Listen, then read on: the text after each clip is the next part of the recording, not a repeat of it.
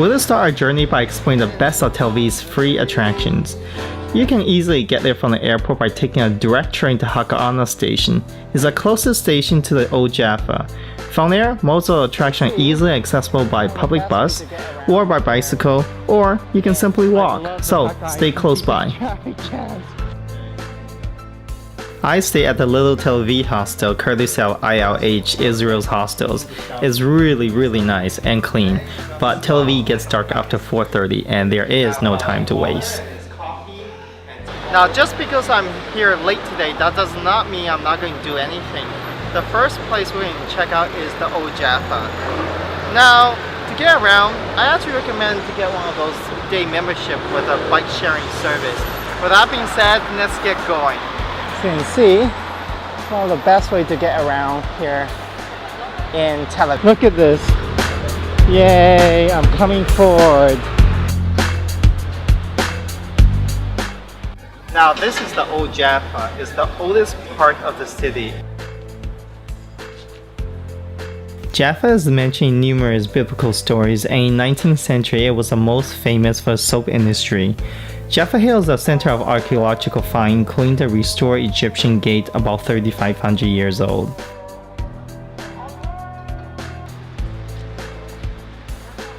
The skyline is dominated by the facade of St. Peter's Church and the minaret of Al-Ba'at Mosque, the oldest mosque in Jaffa. This is the oldest part of the city. It's also an ancient port, as seen from the fortress in the background, and surrounded by beautiful architectural marbles dating back to some of them hundreds, even thousands of years old.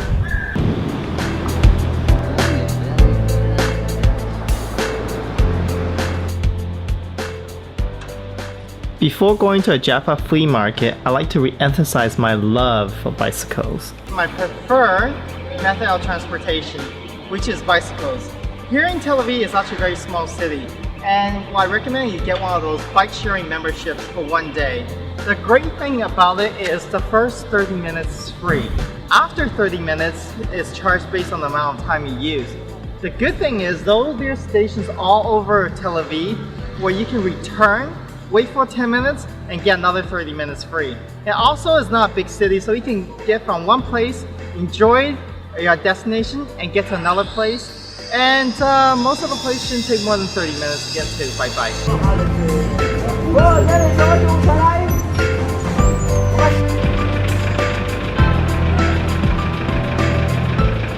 Just a short walking distance away, you also get Jaffa Flea Market, one of the oldest bazaar in the world.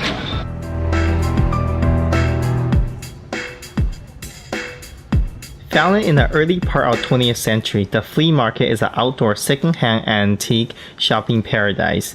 Today, a local nonprofit also holds a cultural festival where local artists and students collaborate on public artworks.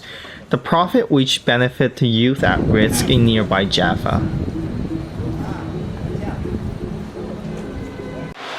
The clock square is center of Jaffa. Its distinct clock tower was built in 1906 in honor of Sultan Abdul Ahmed II. I love this vibrant city because the old is right next to new. We'll return to the seaside to walk along the Jaffa Promenade to see some of the wonderful parks and beaches that Tel Aviv has to offer.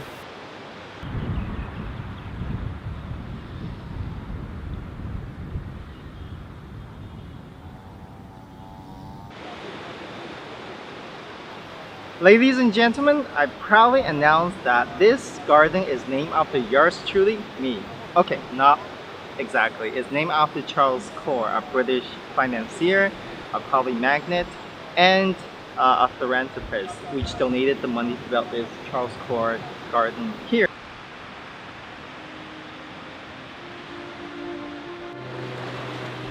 Just a few minutes walking distance away is a banana beach with numerous water sports schools for windsurfing and wave surfing. This beach is also referred to as Drummers Beach. On Friday afternoon, you'll see weekly drumming sessions on the rocks jetting out to sea. You'll also be surrounded with dancers, jugglers, and other hipsters.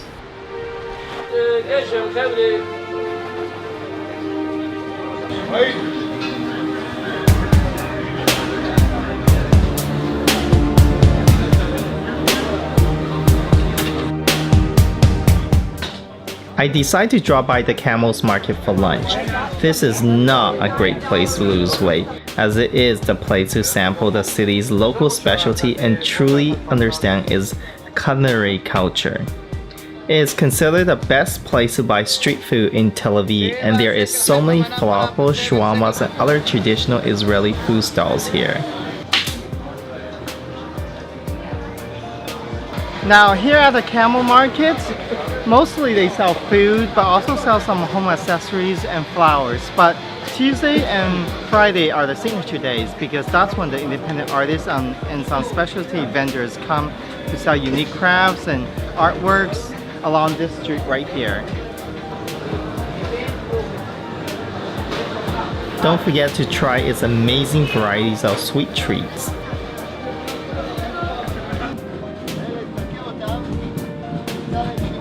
Not to mention there's clothing, footwear, and souvenir stands. You can also purchase freshly cut flowers, spices. The market have absolutely everything with plenty of bargains.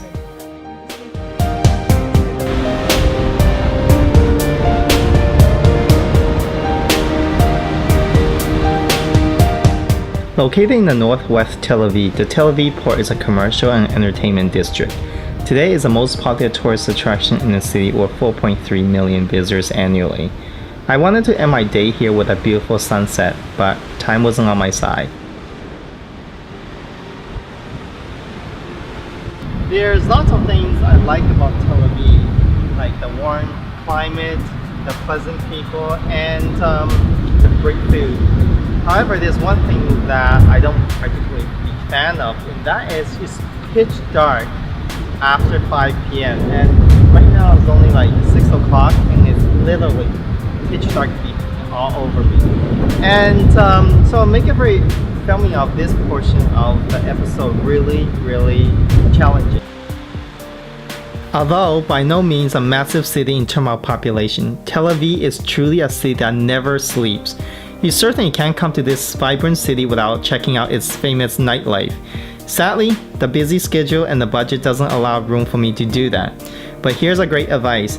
The clubs generally do not open before midnight, and most places don't get going until 1 a.m. So, a little preliminary nap is a good idea. Don't forget to take lots of money. Good clubs will always charge an entry fee and the drinks are very expensive. But most hostels offer pub crawls, and often you get a discount on drinks and free cover. In a land that's abundant with fresh produce, excellent cheese, and high-quality olive oil, it's not hard to believe that a healthy street food and fast food should come cheap. So let's begin our last day in Tel Aviv with some healthy fast food since we got a very tight schedule. One of the things I neglect to talk about in Tel Aviv is where to get cheap food. Well, one place I do eat pretty often is called Kofix. Everything inside the store is at fixed price at 5 shekels. And today morning, my last breakfast, what I'm gonna have is pasta and a salmon sandwich and a lentil soup. So let's go and take a look how good it tastes. It's not bad for 5 shekels, and I like the lentil soup a lot better. Let's put it that way. Salmon I might keep it later. But anyways, I'm gonna eat and finish on my breakfast, my last day here, and ready to go. The Rabin Square, formerly the King of Israel Square, is a large public square in the city center. Over the years, it has been set out numerous political rallies, parades, and other public events. In 1995, the square was renamed the Rabin Square following the assassination of former Prime Minister Yitzhak Rabin, which occurred there on November 4th of that year. We will finish our visit of Tel Aviv by biking to the Gurion House.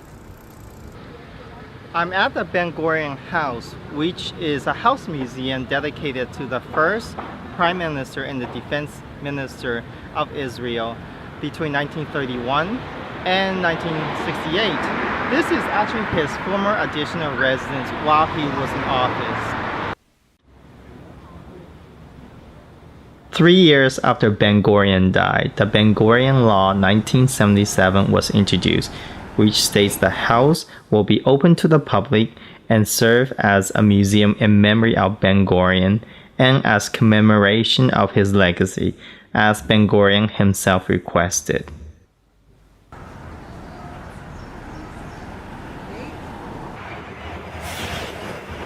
Israel has very extensive land transportation networks, consists of rail, bus, and excellent roads. You can pretty much reach every part of this small country by rail or bus. Palestinian cities can be reached from Jerusalem with shared taxi or public bus right across from Damascus Gate.